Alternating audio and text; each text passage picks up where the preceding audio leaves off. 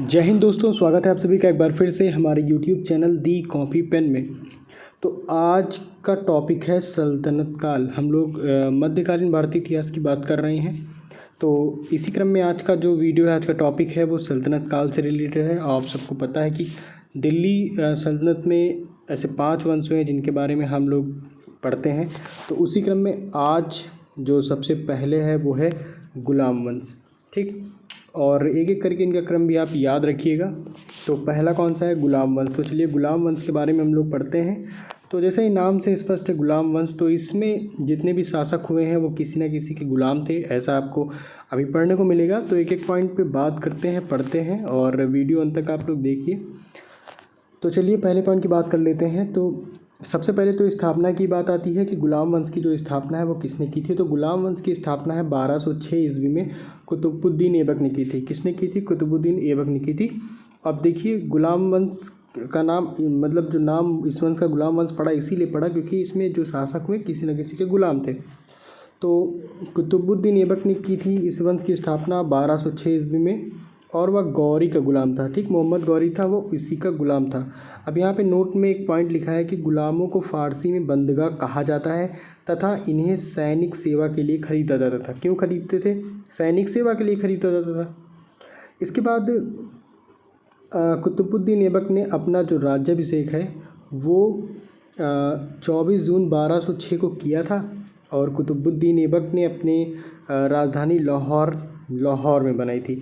इसके बाद एक मीनार की बात आती है, कुतुब मीनार की। तो जो कुतुब मीनार की नींव है ना, वो कुतुबुद्दीन ऐबक ने ही डाली थी।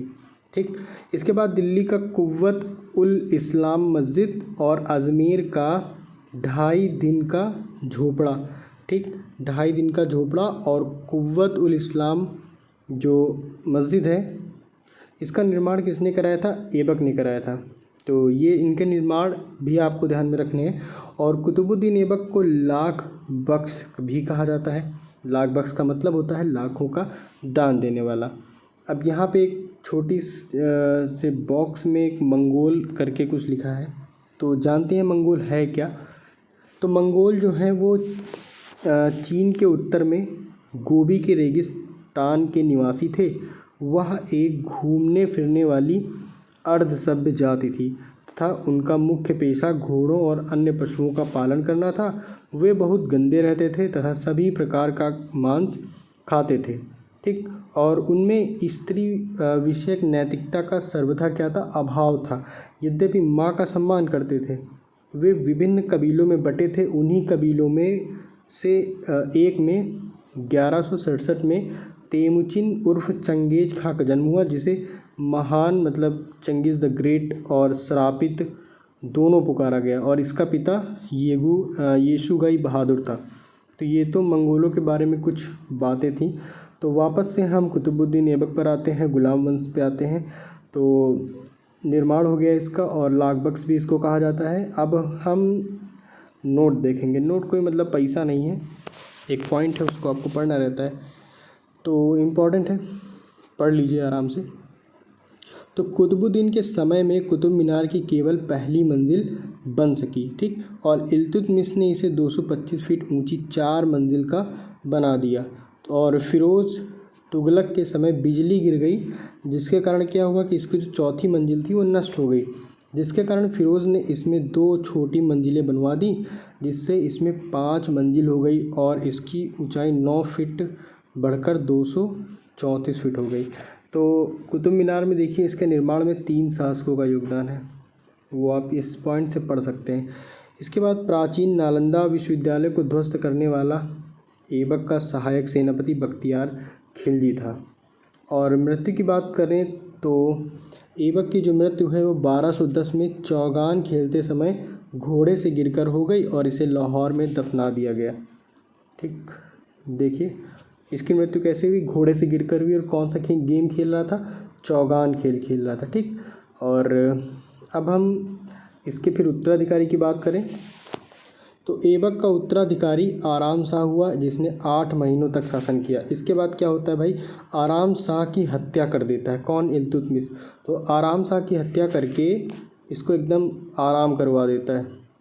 तो आराम शाह की हत्या करके इल्तुतमिश 1211 में दिल्ली की गद्दी पर बैठा। और उसके बाद इल्तुतमिश तुर्किस्तान का इलबरी, जो इल्तुतमिश था वो तुर्किस्तान का इलबरी तुर्क था और ये जो भाई ऐबक का ग़ुलाम था, साथ ही साथ ये दामाद भी था, ठीक। और ऐबक की मृत्यु के समय वह बदायूं का गवर्नर था। अब हम कुछ इल्तुतमिश के महत्वपूर्ण कार्यों की बात कर लेते हैं। सबसे पहले तो आपको पता है उसने कुतुब मीनार का निर्माण करवाया और सबसे पहले शुद्ध अरबी के सिक्के जारी किए, मतलब चांदी का टंका और तांबे का जीतल, इक्ता प्रणाली चलाई और 40 गुलाम सरदारों का संगठन चलाया जो तुर्कान ए चिहलगानी के नाम से जाना गया। सर्वप्रथम दिल्ली के अमीरों का दमन किया। ये कुछ कार्य इल्तुतमिश के महत्वपूर्ण हैं, ठीक, जिनको आपको ध्यान में रखने हैं। अब हम इसके बाद अगले पॉइंट की बात करते हैं। अगला पॉइंट क्या है देखते हैं। तो इल्तुतमिश लाहौर से राजधानी को, देखिए उसने ऐबक ने क्या किया था, राजधानी थी लाहौर थी, तो इल्तुतमिश ने क्या किया कि इल्तुतमिश लाहौर से राजधानी को स्थानांतरित करके, मतलब लाहौर से जो है वो बदल कर कहाँ कर दी, राजधानी दिल्ली को बना दी। इसने हौज सुल्तानी का निर्माण दिल्ली एक कोहना के निकट करवाया था, ठीक। अब अगले पॉइंट की बात करते हैं। तो इल्तुतमिश पहला शासक था, ठीक, ये पहला शासक था जिसने 1229 में बगदाद के खलीफा से सुल्तान पद की वैधानिक स्वीकृति प्राप्त की, ठीक। वैधानिक पद की स्वीकृति की बात हो रही है, तो ये पहला शासक था। और इल्तुतमिश की मृत्यु 1236 में हो गई। इसके बाद चंगेज खां से बचने के लिए ख्वारिज्म के सम्राट जलालुद्दीन को इल्तुतमिश ने अपने यहाँ शरण नहीं दी थी, ठीक। नेक्स्ट पॉइंट की बात करें, जब भाई इल्तुतमिश मर गया, उसकी मृत्यु हो गई, तो इल्तुतमिश के बाद उसका पुत्र जो है रुकनुद्दीन फिरोज गद्दी पर बैठा। किसी न किसी को तो भाई बैठना ही था। पिता की मृत्यु के बाद तो रुकनुद्दीन फिरोज बैठा।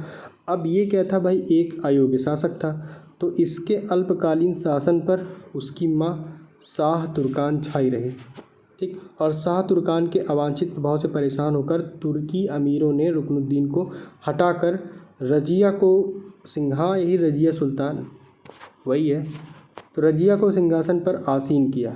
और इस प्रकार रजिया बेगम प्रथम मुस्लिम महिला थी जिसने शासन की बागडोर संभाली। तो ये पॉइंट याद करने के लायक है, तो ये याद कर सकते हैं। और भी चीज़ें हैं, जैसे कि रजिया ने पर्दा प्रथा को त्याग दिया और पुरुषों की तरह चोगा एवं कुलाह, मतलब चोगा काबा होता है, कुला टोपी होती है, पहनकर राज दरबार में खुले मुंह से जाने लगी। रजिया के मलिक जमालुद्दीन याकूत को अमीर अखूर, मतलब घोड़े का सरदार नियुक्त किया।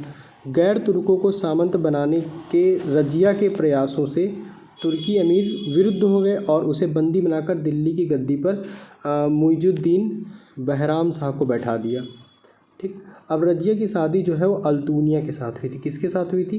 अल्तूनिया के साथ हुई थी। और इससे शादी करने के बाद रजिया ने पुनः गद्दी प्राप्त करने का प्रयास किया, लेकिन वह क्या रही, असफल रही। और रजिया की जो हत्या है वो 13 अक्टूबर 1240 को डाकुओं के द्वारा कैथल के पास कर दी गई। और इसी के साथ रजिया गुंडों में फंसकर शिकार हो गई। अब अगले पॉइंट की बात करते हैं। तो बहराम शाह को बंदी बनाकर उसकी हत्या कर दी गई और 1242 में इसकी हत्या हुई थी। और उसके बाद दिल्ली का सुल्तान अलाउद्दीन मसूद शाह बना, तो ठीक है। और बलबन के षड्यंत्र के द्वारा 1246 में अलाउद्दीन मसूद शाह को सुल्तान के पद से हटाकर नासिरुद्दीन महमूद को सुल्तान बना दिया गया। अब यहाँ से एक पॉइंट निकल कर आता है कि नासिरुद्दीन महमूद ऐसा सुल्तान था जो टोपी सीकर अपना जीवन निर्वाह करता था। भाई देखिए, टोपी सीकर अपना जीवन निर्वाह कर रहे हैं, ऐसे भी सुल्तान हुए। तो बलबन ने अपनी पुत्री का विवाह क्या किया, इन्हीं नासिरुद्दीन महमूद के साथ कर दिया, ठीक। अब बलबन के बारे में भी जान लेते हैं थोड़ा। ये जो बलबन था ना, इसका वास्तविक नाम क्या था, बहाउद्दीन था और वह इल्तुतमिश का गुलाम था। तुर्कान ए चिहलगानी का विनाश जो है वो बलबन ने किया था, ठीक। किसने किया था, इंपॉर्टेंट क्वेश्चन है कि तुर्कान ए चिहलगानी का विनाश जो है वो किसने किया था, बलबन ने किया था। बलबन 1266 ईस्वी में गियासुद्दीन बलबन के नाम से दिल्ली की गद्दी पर बैठा और यह मंगोलों के आक्रमण से दिल्ली की रक्षा करने में सफल रहा। सीरी नामक नया नगर जो है वो बलबन ने बसाया था, ठीक, सीरी नामक। और राज दरबार में सिजदा एवं पैबोस प्रथा की शुरुआत किसने की थी, बलबन ने की थी। इसके बाद अगले पॉइंट की बात करते हैं। तो बलबन ने फ़ारसी रीति रिवाज पर आधारित नवरोज मतलब जो फ़ारसी साल का पहला दिन होता है उत्सव को प्रारंभ करवाया। और अपने विरोधियों के प्रति बलबन ने कठोर, एक क्वेश्चन आता है लौ एवं रक्त की नीति किसने अपनाई, तो बलबन ने अपनाई, तो ये आप पॉइंट यहाँ से याद कर सकते हैं। और नासिरुद्दीन महमूद ने बलबन को उलूग खां की उपाधि प्रदान की। किसकी उपाधि? उलूग खां को। बलबन आखेट अभियान के बहाने अपनी सेना को लंबी दूरी तक कवायद कराकर दुरुस्त रखता था। ठीक, इसके बाद बलबन के दरबार में फ़ारसी कवि जो हैं वो अमीर खुसरो एवं अमीर हसन रहा करते थे।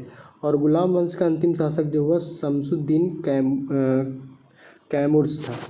तो इसी के साथ जो गुलाम वंश से संबंधित जो भी महत्वपूर्ण पॉइंट्स थे हमने आपके सामने रखे। इसको सब पूरा अच्छे से पढ़ लीजिएगा और वीडियो दोस्तों को भी शेयर कर दीजिएगा। इसके बाद हम लोग नेक्स्ट जो वंश है उस पर बात करेंगे, खिलजी वंश के बारे में बात करेंगे। फिलहाल इस वीडियो में इतना ही है और वीडियो में अंत तक बने रहने के लिए आपका बहुत बहुत धन्यवाद। तो मिलते हैं हम लोग अपने अगले वीडियो में एक नए टॉपिक के साथ।